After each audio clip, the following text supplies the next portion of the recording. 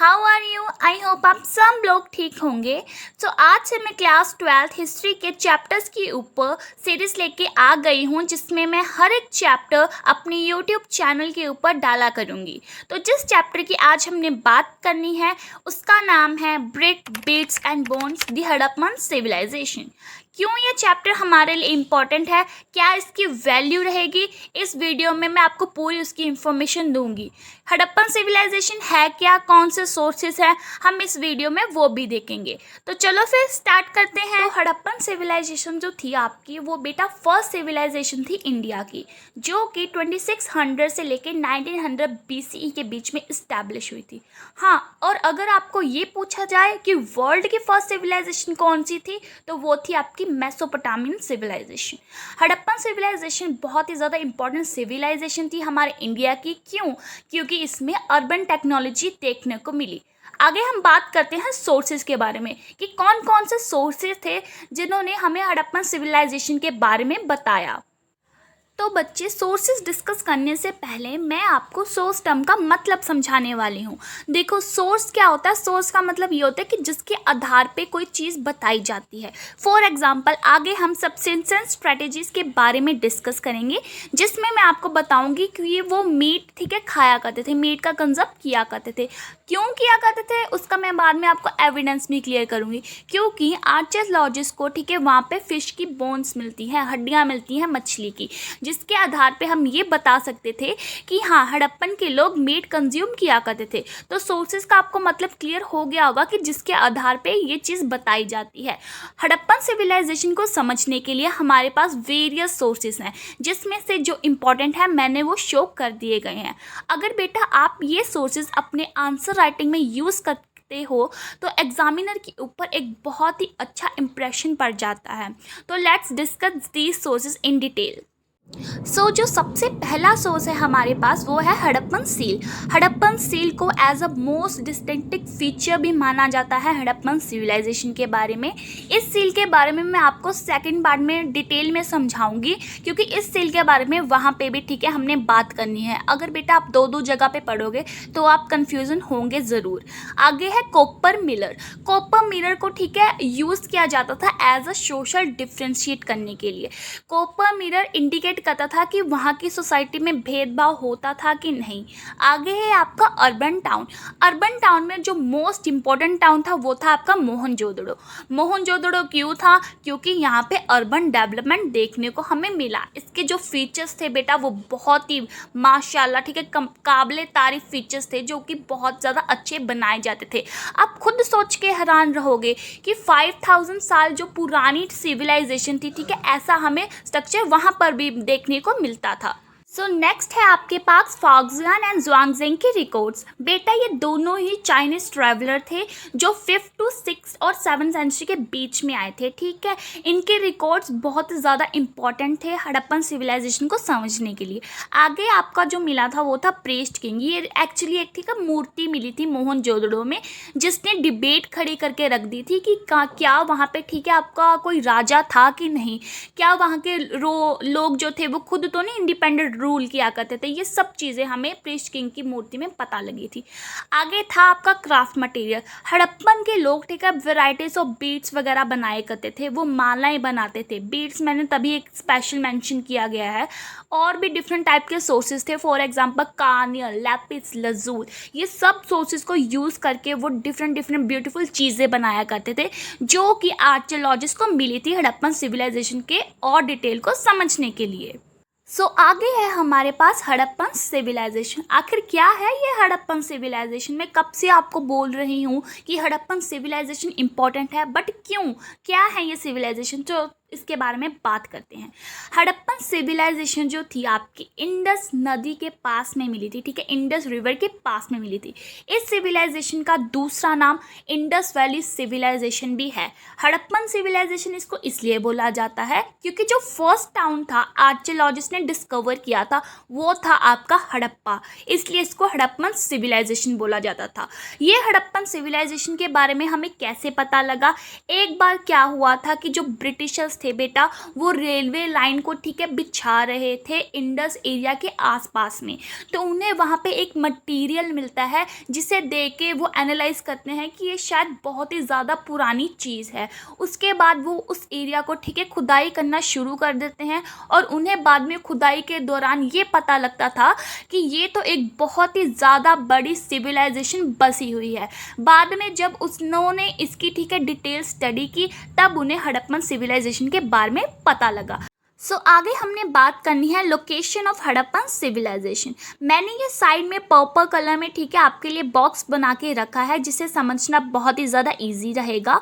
मैंने बताया गया है यहाँ पे कि नॉर्थ में जो हड़प्पन सिविलाइजेशन थी वो मंडा तक फैली हुई थी, साउथ में दाइमाबाद, ईस्ट में अलमगीरपुर एंड वेस्ट में सुक्ता गेंदर। बेटा ये बुक में नहीं दिया गया है, ये चीज़ मैंने एक्स्ट्रा लिखी है ताकि आपके मार्क्स एनहेंस होंगे। ठीक है, इन 4 डायरेक्शन के बीच में जो सिविलाइजेशन थी आपकी उसको हड़प्पन सिविलाइजेशन बोला जाता था। हड़प्पन सिविलाइजेशन के वेरियस नेम थे, for example Indus valley civilization. क्यों? क्योंकि ये इंडस नदी के किनारे स्थित थी। आगे है आपकी मैच्योर हड़प्पन सिविलाइजेशन एंड जो लास्ट नेम था जो कि अब आपको कॉमनली पता लग गया है वो है हड़प्पन सिविलाइजेशन। आगे हम बात करेंगे time period of Harappan civilization. बेटा जो टाइम पीरियड था हड़प्पन सिविलाइजेशन का वो 3 पार्ट्स में डिवाइडेड था, early Harappan civilization, mature Harappan civilization and later Harappan civilization. अगर आपको अभी याद हो तो हड़प्पन सिविलाइजेशन को मैच्योर हड़प्पन सिविलाइजेशन भी बोला जाता था। क्यों बोला जाता था? क्योंकि जो डिटेल आपको ठीक है मटेरियल्स मिले वो इस टाइम पीरियड में ज़्यादा मिले, जिस करके हड़प्पन सिविलाइजेशन को as a mature Harappan civilization का भी नाम दिया गया।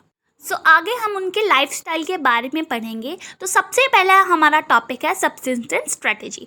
बेटा सब्सिस्टेंस वर्ल्ड का मतलब होता है कि वह अपना गुजारा कैसे किया करते थे, मतलब क्या खा पी कर ठीक है वह अपना सर्वाइव किया करते थे उस एरिया क्लाइमेटिक कंडीशन के अनुसार।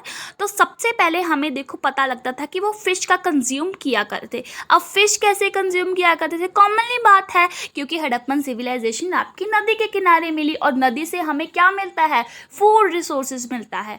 आगे है ग्रेन्स, फिर है गोट, फिर है घारियल और फ्रूट। देखो जो ग्रेन्स थे वो कॉमनली ठीक है मिल जाते थे, वो एग्रीकल्चर खुद किया करते थे अपनी ठीक है हड़प्पन सिविलाइजेशन के एरियाज के अंदर। उसमें से जो राइस था बेटा आपका वो रेयर फाउंड होता था। आगे है घार्नियल और गॉट। घार्नियल और गॉट का भी ठीक है ये कंजप्ट किया करते थे, इनको खाया करते थे। जो घार्नियल था बेसिकली आपका एक वाइल्ड एनिमल है, ठीक है, इसके बारे में आर्कियोलॉजिस्ट को इतना डिटेल में नहीं मालूम। आगे ये फ्रूट का भी कंजप्ट किया करते थे क्योंकि ये जो सोसाइटी थी जिस दौरान हड़प्पन सिविलाइजेशन डेवलप हुई थी ये आपकी प्रिमिटिव सोसाइटी में ठीक है डेवलप हुई थी, जिस करके वहाँ पे टेक्नोलॉजी डेवलपमेंट इतना ज़्यादा नहीं था। तो जिस कारण ये बेटा नेचुरल चीज़ों का ज़्यादा ठीक है लिया करते, इनको ज़्यादा सस्टेन इन चीज़ों को किया करते थे। अब आर्कियोलॉजिस्ट को सब्सिस्टेंस टेक्नोलॉजी के बारे में कैसे पता चला, उनसे रिलेटेड कुछ टर्म्स है। सबसे पहला होता है बेटा आपका आर्कियोबोटैनिस्ट। आर्कियोबोटैनिस्ट वो लोग होते हैं जो आर्कियोलॉजिकल मटेरियल्स के बारे में स्टडी करते हैं, डिटेल स्टडी। उसके बाद है आपका आर्कियो और जू आर्कियोलॉजिस्ट। ये वो होते हैं ठीक है जो आपके एनिमल्स बोन्स की स्टडी किया करते थे, जैसे वो फिश कंज्यूम किया करते थे और हमें फिश से कैसे पता लगा, आर्कियोबोटैनिस्ट के अकॉर्डिंग। आगे बच्चे मैंने यहाँ पे एक हाईलाइटेड बॉक्स ठीक है शो किया गया है जिसमें से बहुत इंपॉर्टेंट क्वेश्चन पूछा जाता है। तो यहाँ पे ये क्वेश्चन बनता है कि बताओ हड़प्पन सिविलाइजेशन में डाइटरी प्रैक्टिस के बारे में आपको कैसे पता चला। तो आर्कियोलॉजिस्ट ने बताया था कि हमें डाइटरी प्रैक्टिसेस के बारे में चेरिड ग्रेन्स एंड सीड्स के अकॉर्डिंग ठीक है पता चला। After covering the topic subsistence strategy, अब हमने बात करनी है एग्रीकल्चर टेक्नोलॉजी के बारे में। एग्रीकल्चर टेक्नोलॉजी के बारे में बताने से पहले मैं आपको इस पिक्चर के बारे में बताना चाहती हूँ। बच्चे यार बहुत कंफ्यूज होते हैं, ये पता नहीं बुक में किसकी इमेज देती है साइड में, तो ये बहुत ही ज़्यादा इजी है। देखो ये जो इमेज थी ठीक है इसको टेराकोटा बुल बोला जाता है। टेराकोटा बुल क्यों? क्योंकि टेराकोटा एक मटीरियल था जिससे ये बुल का स्कल्पचर बनाया गया था। ये टेराकोटा बुल जब आर्कियोलॉजिस्ट को मिला तो उन्होंने ये अनुमान लगाया कि शायद ये एग्रीकल्चर में यूज़ किया जाता होगा। ऑक्स एंड बुल का ठीक है यूज किया जाता था हड़प्पन की एग्रीकल्चर में। सो अब हम इसके कुछ फीचर्स के बारे में डिस्कस कर लेते हैं। तो हमारा सबसे पहला पॉइंट है that the field was divided into 2 parts at right degree angle. अब जो हड़प्पन का खेत होता था उसको 2 इक्वली हिस्सों में डिवाइड किया जाता था, जिससे हमें क्या इंडिकेशन मिलती थी that the 2 crops grow at a time, कि 2 क्रॉप्स हम एक ही समय पे उगा सकते हैं। आगे है that the bull and ox were use in the field of ploughing, जैसे कि मैंने आपको अभी पिक्चर दिखाई टेराकोटा बुल की, उससे हमें क्या पता लगा कि बुल का इस्तेमाल किया जाता था प्लगिंग के लिए। Irrigation system was also develop, क्योंकि वहाँ पे वाटर रिजर्व्स भी हमें मिले थे धोलावीरा में, जिससे हमें ये पता लगा कि हाँ इरिगेशन सिस्टम भी इनका बहुत ज़्यादा अच्छा था। आगे ये बताया गया है कि ज़्यादा से ज़्यादा जो आपकी हड़प्पन साइट्स थी वो लोकेट करती थी सेमी अराइड लैंड्स के ऊपर। तो मतलब अगर हम ओवरऑल इनका एग्रीकल्चर सिस्टम देखें तो बहुत ही ज़्यादा अच्छा बेटा एग्रीकल्चर सिस्टम इन्होंने डेवलप किया था। आगे हम जिसके बारे में बात करने वाले हैं वो है एविडेंस ऑफ एग्रीकल्चर टेक्नोलॉजीज़। कौन कौन से हमें एविडेंस मिले थे जिसके आधार आर्कियोलॉजिस्ट ने हमें बताया कि ये एग्रीकल्चर प्रैक्टिसेस रही थी हड़प्पन सिविलाइजेशन में। तो फर्स्ट एविडेंस था बेटा आपका वो था टेराकोटा मॉडल ऑफ प्लग, जो कि हमें मिला था चोलिस्तान एंड बनवली में। आगे है आपका evidence of a plug field, जो कि हमें मिला था कालीबंगन में। अब कालीबंगन को कालीबंगन इसीलिए बोला जाता है क्योंकि यहाँ पे हमें ब्लैक बेंगल्स की अमाउंट बहुत लार्ज अमाउंट में मिली थी। आगे है टेरेस ऑफ कैनाल्स, ये हमें कहाँ पे मिले थे शोटुगई, जो कि है आपका अफगानिस्तान में। आगे है वाटर रिजर्व्स, जिससे हमें इरिगेशन सिस्टम के बारे में पता लगा था। ये हमें कहाँ पे मिले थे, ये मिले थे हमें धोलावीरा में, जो कि एग्जिस्ट करता है इन गुजरात। सो आगे जो हमने टॉपिक कवर करना है वो है आपका रुको छोटी चल तू बता कौन सा टॉपिक है वो।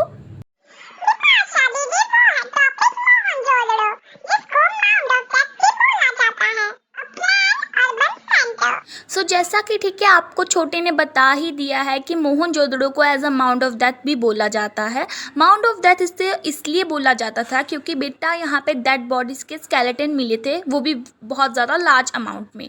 आगे मोहनजोदड़ो आपका 2 पार्ट्स में डिवाइडेड है। फर्स्ट है सिटाडेल।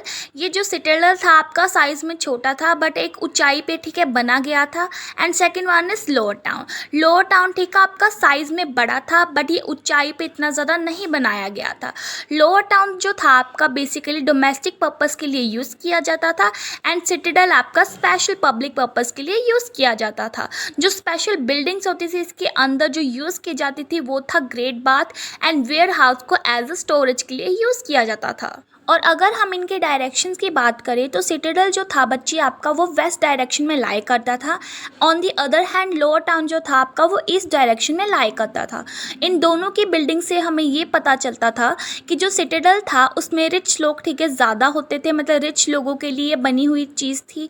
एंड लोअर टाउन जो था उसमें मिडिल क्लास फैमिली या फिर पोर पीपल जो होते थे वो यूज़ इसको किया करते थे। सो आगे हम बात करने वाले हैं कंस्ट्रक्शन ऑफ मोहनजोदड़ो के बारे में। ठीक है, मैं आपको बच्चे एक बात पहले ही क्लियर कर देती हूँ कि जो आपकी इंडस वैली सिविलाइजेशन थी वो आपकी प्रिमिटिव टाइम पीरियड पे इस्टेब्लिश हुई थी। प्रिमिटिव टाइम पीरियड का मतलब क्या होता है, जिसमें टेक्नोलॉजी इतनी ज़्यादा डेवलप नहीं हुई होती है, तो इनको खुद ही लोगों को काम करना पड़ता था। आप खुद सोचो कि इतनी इतनी बड़ी ईंटें, इतना बड़ा सामान ही कैसे एक जगह से दूसरी जगह लेके जाते होते थे।